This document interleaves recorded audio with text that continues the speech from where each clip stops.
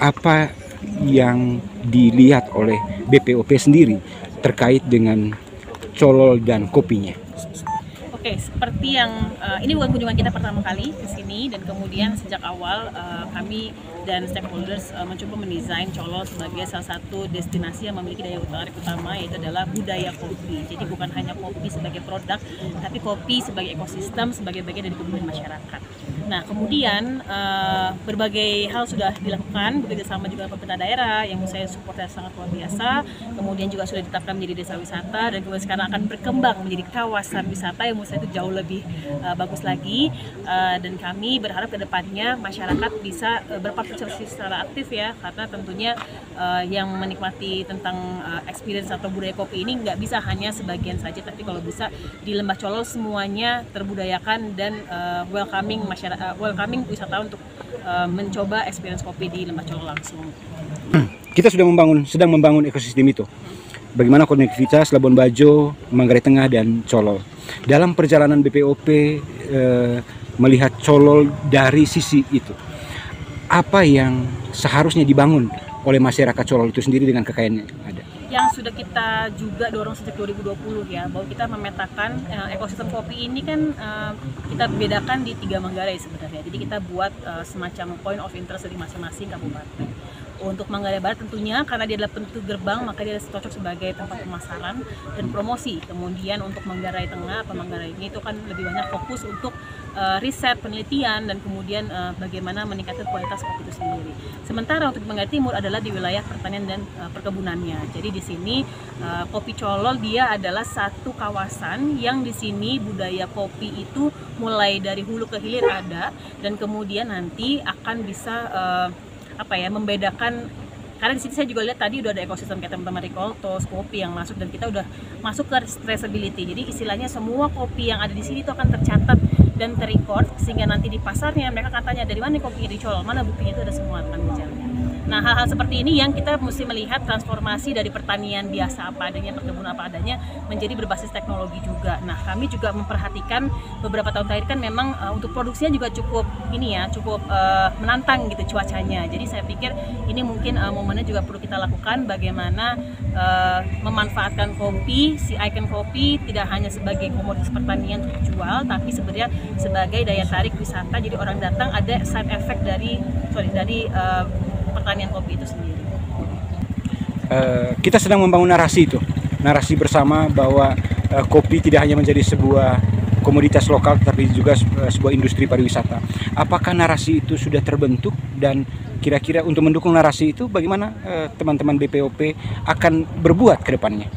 Pertama tentunya kita membranding ya, tugas kami itu bersama Kemenparekraf tentunya adalah mempromosikan dan memasarkan.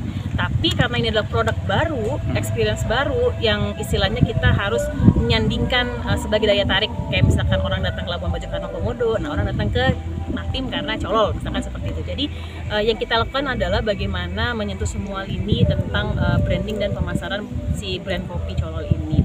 Nah, tentunya yang dilakukan satu adalah kualitas produk itu sendiri harus bagus. Jadi mau nggak mau kita kolaborasi dengan kementerian lain, dengan dinas non pariwisata juga. Di sini kita dengan Pak Jun sering diskusi juga ya, bagaimana waktu tahun 2020 kita bawa semua mereka untuk studi banding ke Banyuwangi, ke Jember, untuk melihat bagaimana sih riset kopi dan bagaimana peremajaan itu menjadi penting dalam memastikan pertanian kopi atau produk kopi ini bisa sustainable gitu ke depannya. Terus kemudian yang kedua, kita kerjasama dengan teman ke hati untuk melihat bagaimana konteks kebudayaannya, apakah bisa dibangun homestay, kemudian orang bisa dapat experience wisata kopi, wisata tanam kopi kayak tadi. Kemudian di tahun lalu ada festival Golokoe juga yang seluruh Keuskupan Uteng pun termasuk paroki di sini juga mensupport kopi, dan akhirnya saya pikir menyentuh kopi dari semua lini.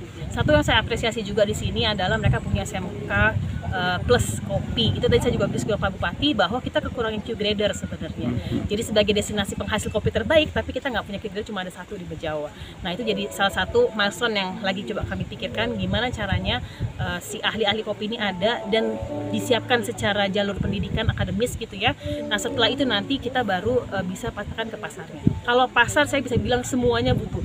Jadi jangan khawatir pasti laku mau dibeli kemana aja, tapi kita mau jual di angka berapa, dengan kualitas seperti apa, siapa yang mendapatkan manfaat dengan perjualan kopi inilah itu yang kita dorong sehingga semua bisa terdistribusi. distribusi merata khususnya untuk petani. Jadi semua orang nanti berebut buat jadi petani kopi. Saya pun juga melihat bahwa masyarakat Manggarai ini kan bukan masyarakat pariwisata ya dasarnya gitu. Jadi harus diperkenalkan dengan kegiatan-kegiatan pariwisata. Mulai dari setiap weekend mungkin liburan kemana gitu ya ke tempat wisata, kemudian belanja, mengaktifasi ekonomi pariwisata dan lain-lainnya, dan termasuk kegiatan festival seperti ini. Mungkin sebelum ada festival ini kita nunggu 3 tahun loh, jadi itu cukup lama ya, 3 tahun pas pandemi, terus kemudian kita berbenah dulu, dan mungkin waktu pasnya adalah sekarang ketika jalannya sudah bagus, kemudian homestay juga lebih siap karena sudah pernah kita coba waktu itu. Lalu di sini juga anak-anak mudanya udah pada terlibat semua, dinas-dinas yang non pariwisata sudah turun tangan untuk membantu dan menjadi agendanya Pak Bupati. Jadi agendanya Kabupaten Manggarai Timur, bukan hanya agenda agendanya dinas pariwisata. Itu penting sekali.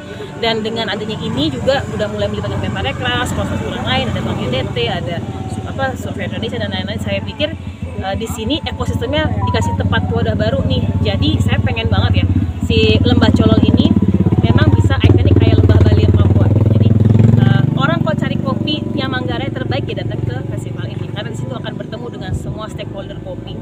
Ini mungkin awalnya hanya berupa pertunjukan seni kebudayaan, tapi lama-kelamaan kenapa enggak untuk menjadi sebuah tempat diskusi intelektual kopi yang mau diskusi tentang budaya kopi Manggarai, dan saya pikir di sini punya semuanya. Jadi mudah-mudahan semuanya bisa melihat jangka panjang, tidak hanya short term, datang UMKM jualan habis dan selesai seperti itu, tapi kita melihat ini sedang membangun budaya baru, budaya kopi ke level berikutnya adalah bagaimana menjadi mengedukasi wisatawan bahwa minum kopi itu sekedar minum, tapi ceritanya macam-macam, dan saya pikir di Kopi Tuang Colol ini punya authenticity yang sangat bagus dan sangat berkualitas, tinggal dikelola dengan baik. Kira siap Bang?